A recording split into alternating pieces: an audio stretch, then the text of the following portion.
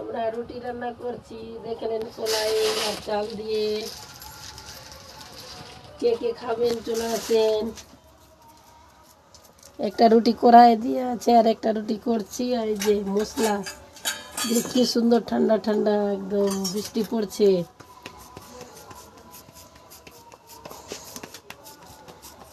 যে যে খাবেন চলে আসেন খাওয়ার জন্য। রুটি হচ্ছে কলাইয়ের, বাইরে বৃষ্টি পড়ছে আর আমরা রুটি রান্না করছি ভিতরে।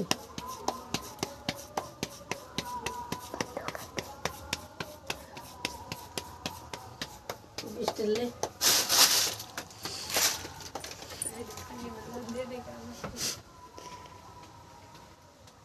আইবার হিটা বানোয়ার হিটা